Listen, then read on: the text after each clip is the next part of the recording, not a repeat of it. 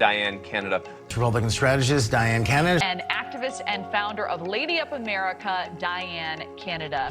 Political analyst Diane Canada. Republican strategist Diane Canada. Our Republican strategist Diane Canada now. She's the founder of the Lady Up America movement, host of the Lady Up America podcast. Diane Canada is back with us tonight. And I actually, in our morning meeting, I said, I'd like to talk to Diane because you have your finger on the pulse of the base and how they're feeling and really women who Republicans need to win over. So with the Republicans, we have great policies.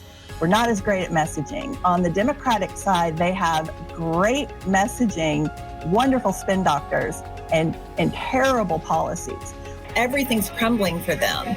And so it appears to a lot of Republicans that there's a desperation now in the Democrat Party. Well, I want to go kind of a slightly different angle on Kamala. She just does not have that ability to connect. And I think the authenticity factor, I think people's meter is pegging on that. They just don't find her to be an authentic person. I don't think people see any difference between Harris and Biden. She's just been coronated into this position. They disenfranchised all their voters. People are genuinely fearful about all of these millions and millions of people that have been deployed into our small cities and towns that are unvetted. We have, criminal trespassers coming across our border, which she was directly supposed to be overseeing. Everything about this administration has been unprecedented. The American people are I am on the ground with them every day. They are just so disgusted by this circus. And this current president has done everything in his power to take this man out. This is like Trump's Rocky moment. He was the most presidential I've ever seen him, not only right after the assassination attempt, but tonight, showing up for us. That's what he does. He shows up for America. I love when Trump says, drill, baby, drill. We've got to get our economy pumping again. I think a lot of times people misunderstand Trump. They misunderstand his humor. But at this point in our country, we have to vote policy and not personality. We are on the brink of World War III with all of these major powers now taking liberties that they would never take under Trump.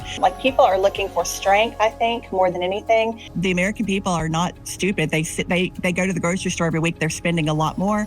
I think we would be remiss to think that abortion is not going to be at the tip top of the list that's going to drive women voters. The only thing that the Biden administration has in their pocket at all to run on is abortion. I think that is one of the big handicaps we have as Republicans is we just don't have good messaging around the key topics. And that's one of the things our organization is trying to change.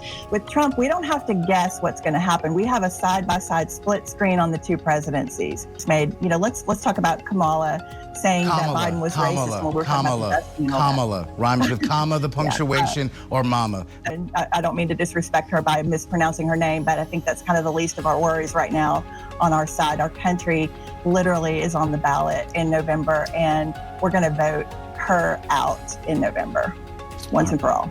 And we have a record that we can actually pull from, not a hypothetical, but we have a clear contrast between the two administrations, and the people want Trump back, and they're going to reelect him in 2024.